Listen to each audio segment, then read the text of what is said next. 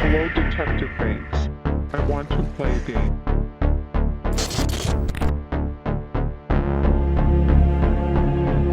You should probably run.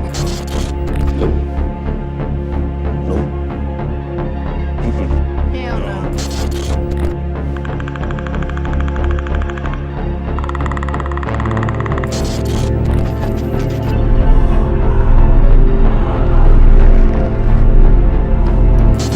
Do you believe in ghosts?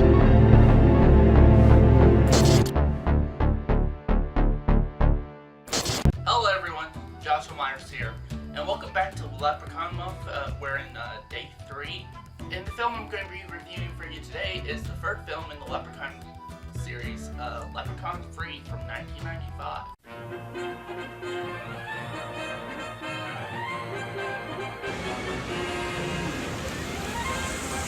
Las Vegas, a gambler's dream, and a dreamer's paradise. They're all about to meet their worst nightmare. Look out, Vegas! I'm taking over! Now, the Leprechaun's back in the city that never sleeps. If we destroy the gold, we get rid of the leprechaun once and for all. Leprechaun 3, the third time's the charm. Leprechaun 3 stars Warwick Davis, John Gaddens, Lee Armstrong, Caroline Williams, and is directed by Brian Smith. The plot of Leprechaun 3 is Scott, a young college student, loses all of his money in Las Vegas. When he decides to pawn his Rolex watch, he ends up finding one of the Leprechaun's gold shillings. Now, before I get on to my positive and negatives, the previous 2 Leprechaun films I've seen before during my reviews of them. This one is the first time I've seen it. I wasn't sure what to expect out of it. I mean, I kind of did, because, you know, this series is by no means a great, like, each film in this franchise is by no means, like, a good movie. They're cheesy, they're just, yeah, there's not, like, even, by definitions, a decent movies. But I kind of have a guilty pleasure with them so far, because, you know, I mean, especially with Warwick Davis in these movies, he's a ton of fun in these films.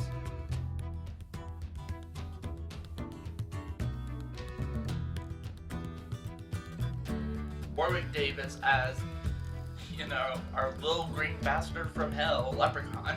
He's a lot of fun in these movies, actually. In fact, that's the one thing a lot of people could get behind in these movies is Warwick Davis in his role. Sure, it's not scary or anything like that. At least he's really entertaining in these movies. And it seems like he's having a, like, freaking ball. Like, you can tell he's having fun with his performance, like, it's almost like, you could definitely tell it's like, ooh, I get to go to work today. You know? In fact, who knows, he could probably do it. He probably says that in his Irish accent. Oh, I'm gonna get to work today. I think that might have been Italian, I don't know, but if I got that nationality accent wrong, I do apologize to the people of Ireland and Italian and the people of Italy. He's a lot of fun in this movie. And speaking of fun, they tried to make this not horror or anything like that. Like, this is the one film I feel like really found its footing as far as what kind of tone they wanted to go with the series. And instead of having remotely any form of horror elements in it, it's downright comedy. Actually, it's comedy. It's, you know, it tries to have fun. It really does try to have fun with this one, more so than even the second one did. But you can kind of start to see the change of that with the starting with the second one. But here, it's like, it's full-blown what it should be. It's just a comedy. And honestly, I found to have more fun with this than I did with, say, something like the original, because of the fact that it embraces the silliness of this idea. Also, another positive I have, surprisingly, is that the 2 main leads in this movie are actually likable. At least compared to the other main leads in previous ones, like Jennifer Aniston, and also, like, I forgot the actors' names, but especially like more likable than like Bridget from Part 2. Both the main protagonists, Scott, and his love interest, Tammy, is a lot more likable. Even though their acting is like kind of flat at times, which we'll get to that in my negatives, but I did actually bought their chemistry more than I did with, Jennifer Aniston and,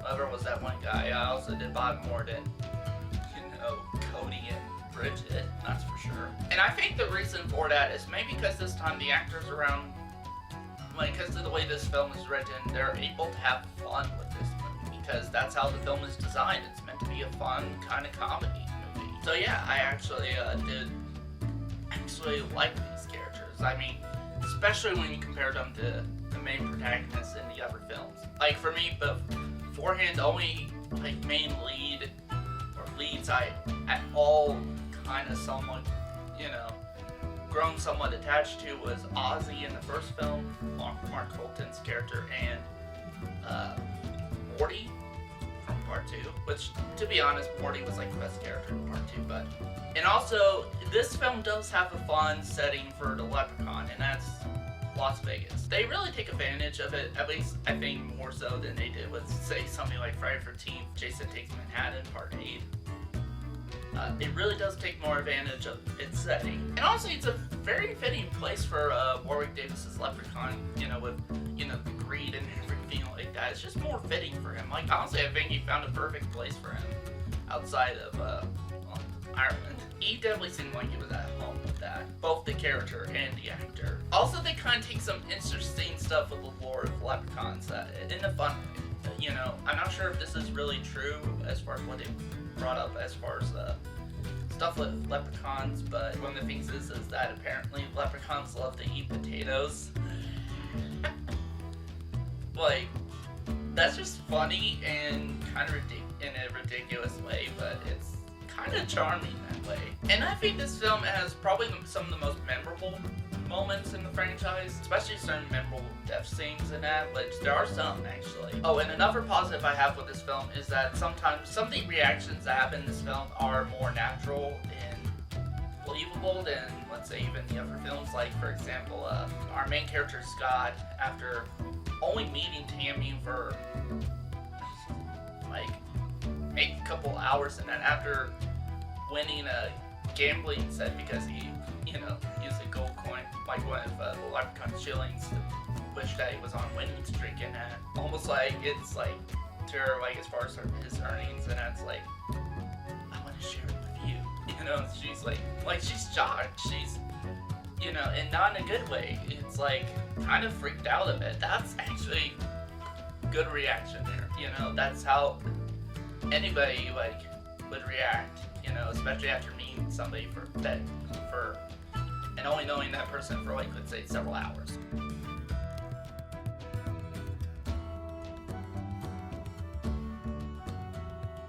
The acting's still not good aside from Warwick Davis. He's just hilarious in this film. But for the most part, the acting, especially from our two main leads, are completely flat, dull, but at least they seem to have fun. I would give them credit on that, like I said in my positives. But also another negative I have with this film is it's still a low budget movie. Which here's the thing, I'm not against low budget. I'm low budget. In fact, not just low budget, I'm zero budget with my films. But you could end up making a no budget film look like a higher quality film if you really so choose to. And this, you could tell it's a low budget film. You could tell. Also, the music this time around as well isn't as memorable. I think the most memorable music is really from the first movie, which is the biggest thing one of the biggest things outside Warwick Davis that I think the first film is known for. And outside of a few kills, Pogo's steak death and that. I feel like the best music is from the first movie, that's for sure. And again, I would like to emphasize that these are not good movies or even decent films in any way. These are pretty bad films. Although I would say they're definitely not the worst films I've ever seen. Because I consider these a guilty pleasure film, so I'd like to point that out in my negatives. So with that said, I'm going to give Leprechaun a free out of 5 stars. Now again, like I said, the Leprechaun movies are not good movies, not even decent movies. But the reason I gave it that list is because honestly, for me, it's probably the most enjoyable film I've seen out of this franchise so far. Because of the fact that it really embraces its silliness and everything, and just goes for it. It just goes for it. For me, I probably would watch this over the first 2 films, but to be honest, I do have somewhat of, you know, kind of like, these films are definitely guilty pleasure films for me. Again, these aren't in no way even decent movies, but, you know, these are films that I find it's in the so bad it's entertaining category for me. And I just kind of like the whole, you know, and just really like a lot of films that have, you know, deals with Ireland or any of the Irish culture stuff, because, you know, for me, I'm actually have somewhat of Irish in me, actually, so I have some bit of Irish, like, in me, so I guess that's where it stems from. So that's it for this review. Thank you guys for watching, and did I mention that I want to be gold?